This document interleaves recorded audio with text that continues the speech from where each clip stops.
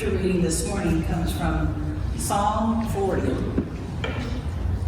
I waited patiently for the Lord. He inclined to me and heard my cry. He drew me up from the desolate pit, out of the miry bog, and set my feet upon a rock, making my steps secure. He put a new song in my mouth, a song of praise to our God. Many will see and fear and put their trust in the Lord. Happy are those who make the Lord their trust, who do not turn to the proud, to those who go astray after false gods. You have multiplied, O Lord my God, your wondrous deeds and your thoughts toward us. None can compare with you. Were I to proclaim and tell of them, they would be more than can be counted. Sacrifice and offering you do not desire, but you have given me an open ear. Burnt offering and sin offering you have not required. And then I said, here I am. In the scroll of the book it is written of me. I delight to do your will, O my God. Your law is within my heart. I have told the glad news of deliverance in the great congregation. See, I have not restrained my lips, as you know, O Lord. I have not hidden your saving help within my heart. I have spoken of your faithfulness and your salvation. I have not concealed your steadfast love and your faithfulness from the great congregation. Do not, O Lord, withhold your mercy from me.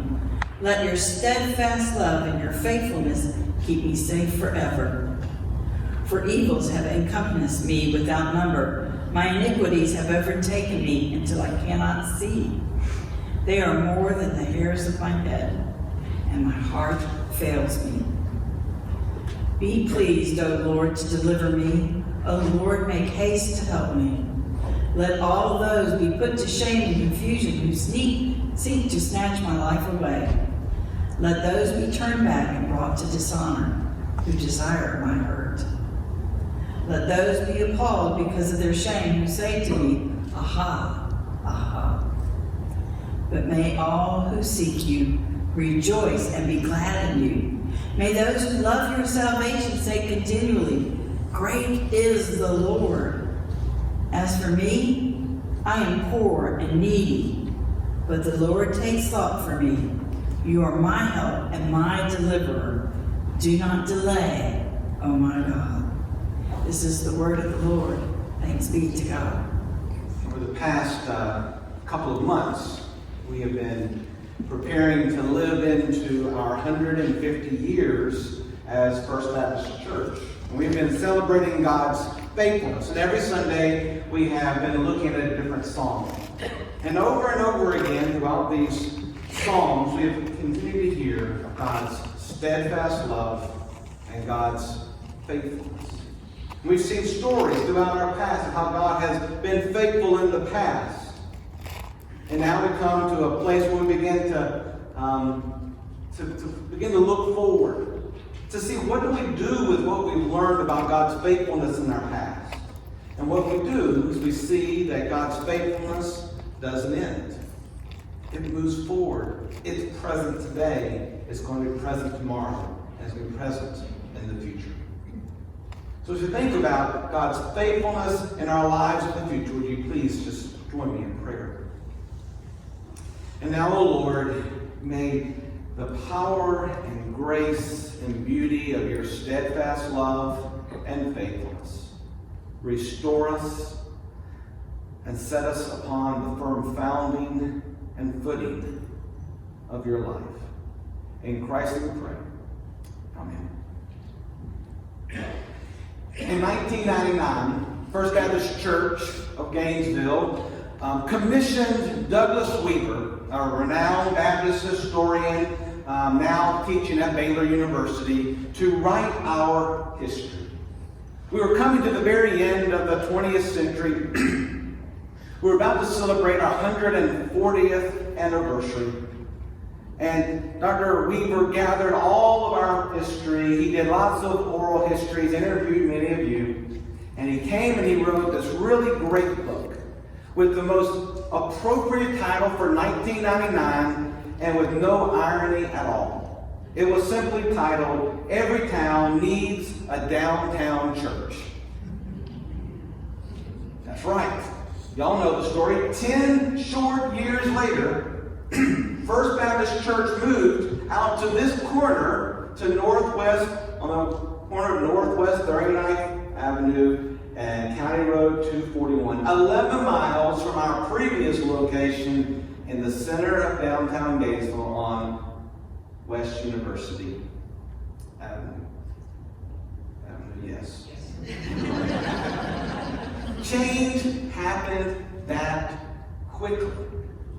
We entered a decade as a downtown church with 130 years of history, and we exited the decade as a suburban church with a bright future ahead of us.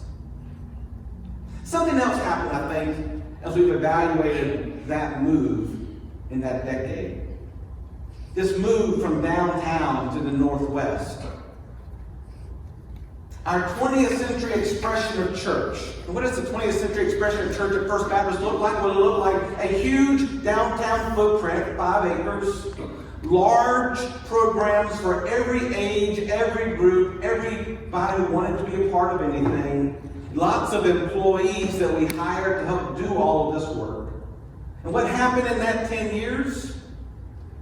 In that 10 years, we saw the death of the 20th century expression of church in First Baptist.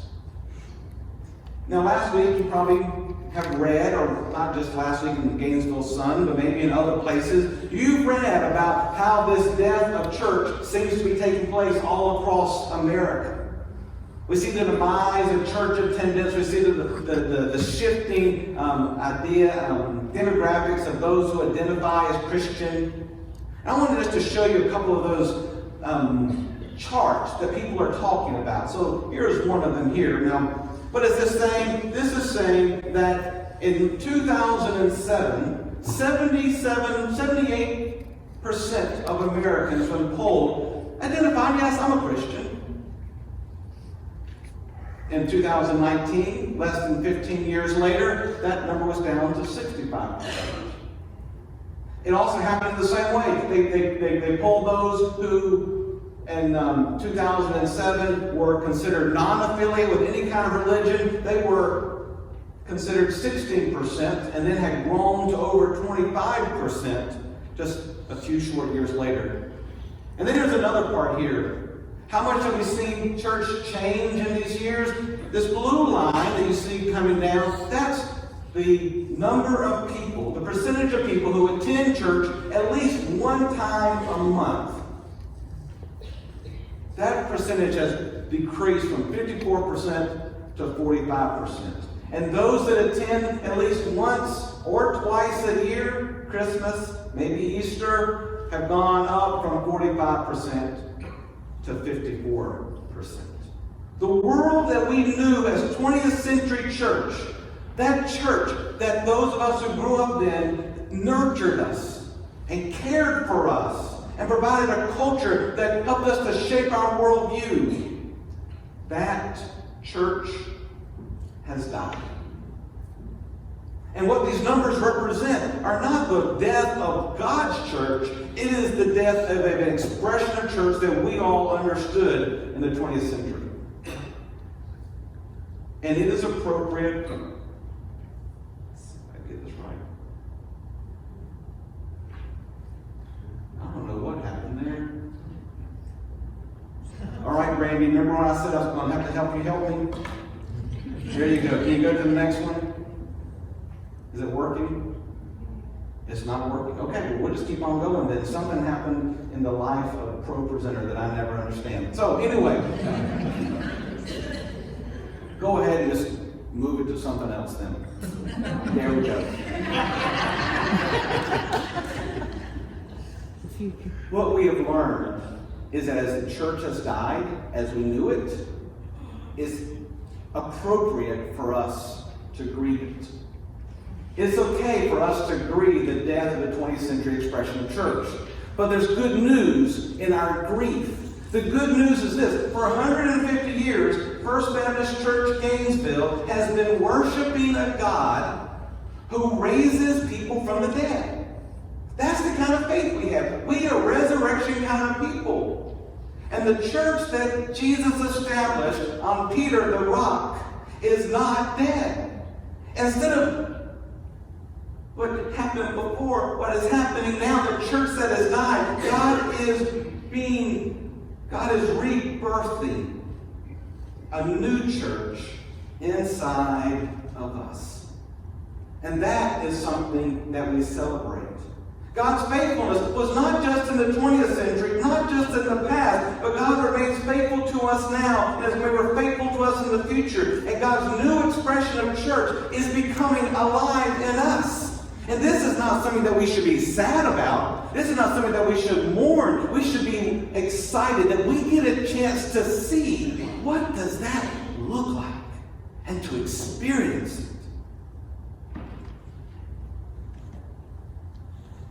But it's still hard, right? That's why we have Psalm 40. Psalm 40 is this powerful psalm written by David about this place that we find ourselves in. That there are these places when we find ourselves in these miry bogs, these desolate pits. But God does not leave us there. God does something inside of us. And that's what God is doing now. Psalm 40 tells us that when we find ourselves in those pits, God meets us there. When we find ourselves in places that we never expected and we're hurting and we're grieving, Psalm 40 tells us we are not alone. God meets us in those miry pits of our lives. Listen to verses 1 and 2 of Psalm 40. I am waiting patiently for the Lord. He inclined to me and heard me cry. He drew me from that desolate pit out of the miry bog, and he set my feet on firm rock, making my steps secure. Throughout our history as First Baptists, we have seen time and time again that there is no place that God does not meet us. When we didn't know if a fledgling church in 1870 would make it in those first 5 years, God met us in our fear and walked with us until we were able to secure our first pastor and pay for his place here and to build our first church. When we didn't know how to unknot the sin of segregation that was built into the framework of our church and community, God walked faithfully with our leaders and helped us find a way forward. It was not always pretty or easy, but God has been purifying us of that sin for decades. This is good news, and this is good news for you and for me today. You see, we all find ourselves in desolate pits and miry bogs, don't we? What's yours today? Do you find yourself bogged down in grief? In the pit of sin where it binds you and holds you and won't let it go? Is it emotional hurt? Career isolation and not knowing where to go? Anxiety about your family and you don't know how to make it right? Fear for tomorrow? Our miry bogs go by different names for each one of us that have gathered here today. And God meets all of us, and whatever you call it, whatever your miry bog is, God meets you there and places your feet on solid ground and walks with you back into the life that God desires for you. And for that to say, thanks be to God.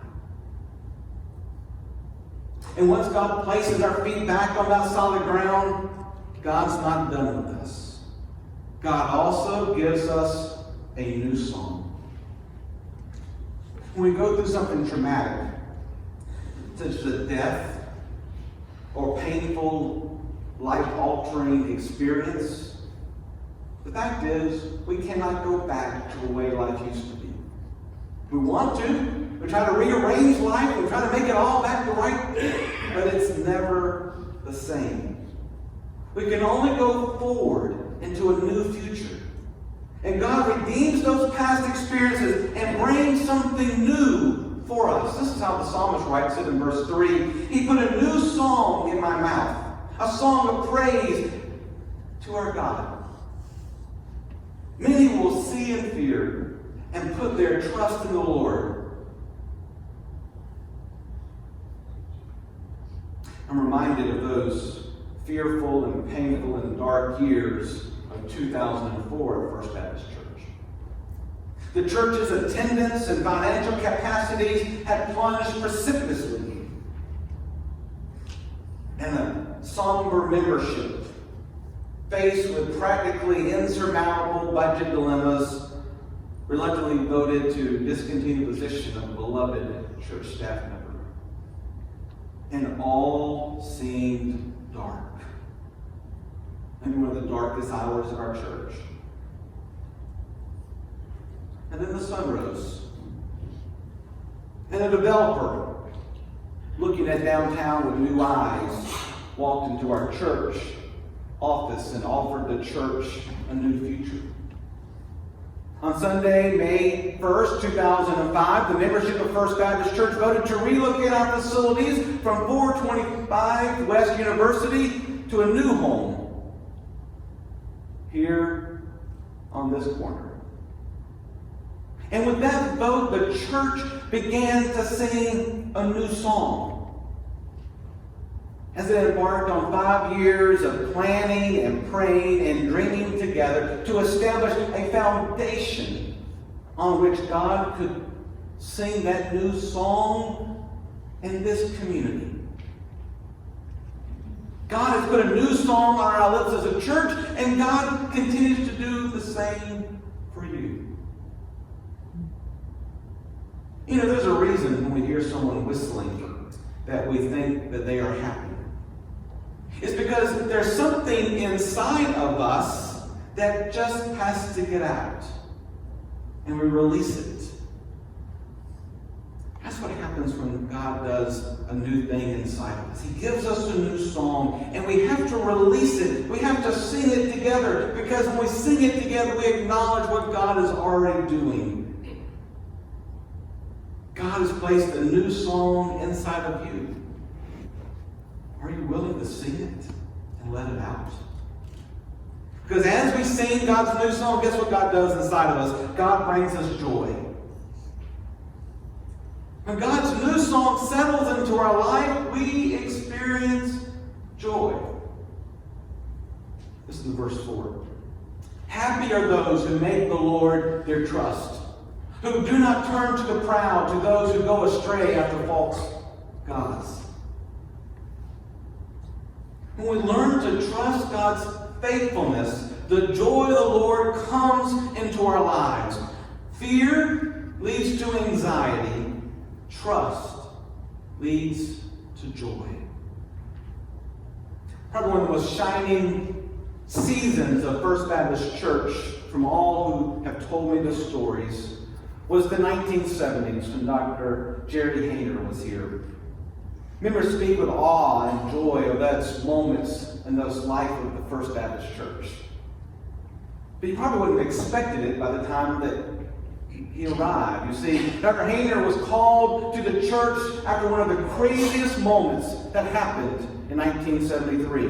In February 1973, our new pastor, who was preaching on his second Sunday as the preacher, resigned at the end of the service, walked outside, got in his car with his wife and children, and drove back to Georgia, and never came back. And the church was left devastated. What happened? We were embarrassed. What did we do? And God did something in those moments of that next set of interim. What God did was that God helped this church realize that our future was not going to be built on what we did. It was only going to be built off of God's faithfulness to us. So when Dr. Hayner arrived in October of 1973, the church experienced the joy of trusting in God's faithfulness.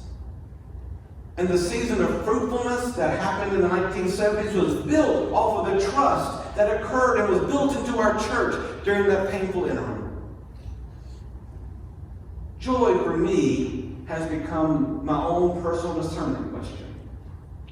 As Marcia and I were struggling over this decision to whether to come and be your pastor in the early part of last year, we kept going back to this one discernment question that had been driving our ideas for months, and it was, will this church and this community bring us joy? It was a resounding yes, and it has only gotten louder and louder as we've experienced more and more joy in our time with you. But that became our way of thinking, okay, well, does this bring us joy? What about you? Are you experiencing God's joy?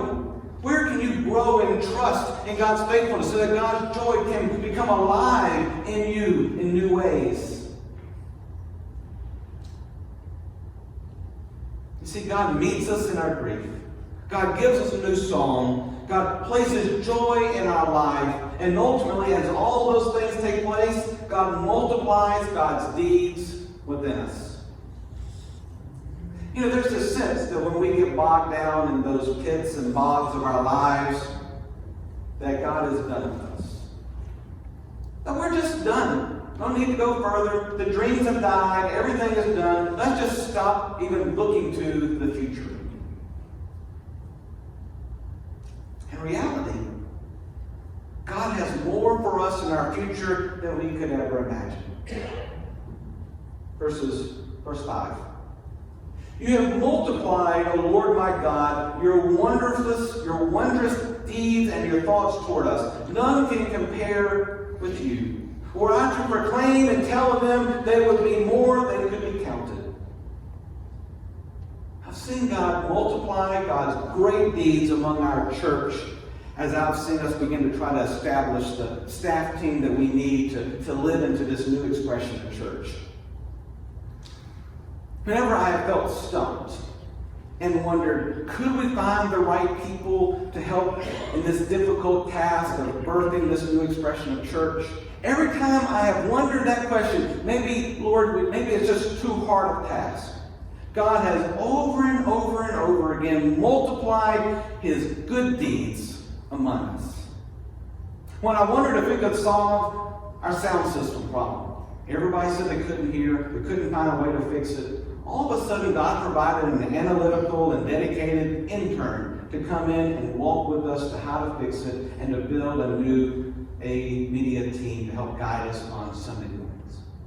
When I wondered, could we restore trust and strength and fun in our youth ministry? God brought us Brandon Worth, a fun-loving, charismatic, Jesus-loving, youth-engaging minister of God. Brandon was the first person who was willing to say yes to our staff team, to help us to begin to dream about what youth ministry looks like in this new expression of church. When I wondered how we could form our congregation into a mission identity, God brought us Brenda Cohen, a mission-loving, seminary-attending, highly organized church member who was willing to do it as a volunteer. And Brenda has been working to help send all of us now as missionaries into the world for Jesus. And when I wondered, how could we transform our worship and our music ministry and establish a worship identity, it seemed so hard to find the right person with the right amount of experience to come in and do that. It felt impossible at some points. And now I'm happy to say that we'll be bringing a highly experienced worship and music pastor to our church if you have a call next month.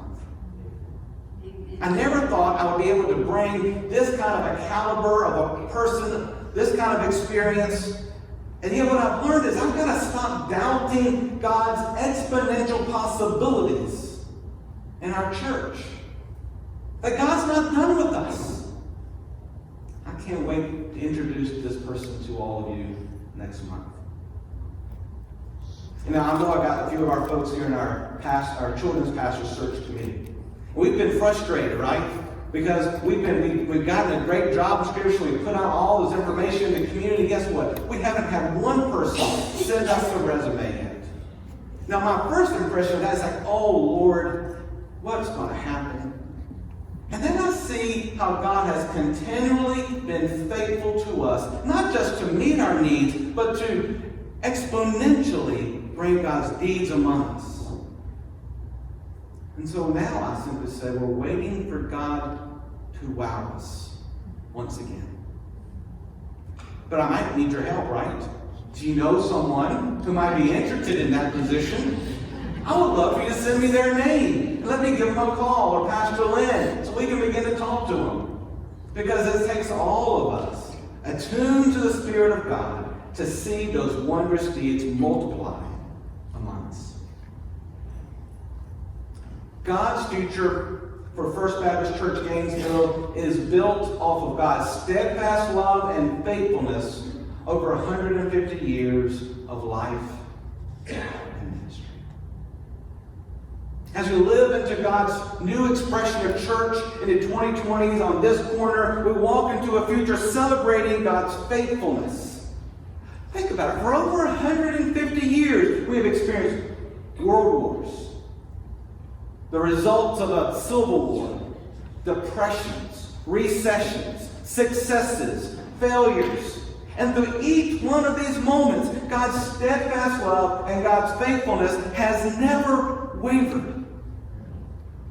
God's faithfulness gives us confidence and hope and joy for right now, for those of us who look to this summer, next fall, next year, or when these kids are 30 years old. Will we have to work hard? Yeah. Will everything we try succeed? Probably not. Will we need one another? Of course. Will we wonder what happened and struggle to trust in God? Yes. But we know from our past experience that God's character is real. We have seen God's character revealed in that past, and our future is built off of God's steadfast, loyal love and God's faithfulness. So what will be required of us in this new future expression of church that God is birthing here? The psalmist lays it out clearly, beginning in verse 6. Sacrifice and offering you do not desire, the psalmist speaking to God. But you have given me an open ear. Burnt offering and sin offerings you have not required. Then I said, behold, I am. In the scroll of the book it is written of me. I delight to do your will, O my God. Your law is within my inner parts. The Lord simply wants you and me. All of you and me, right?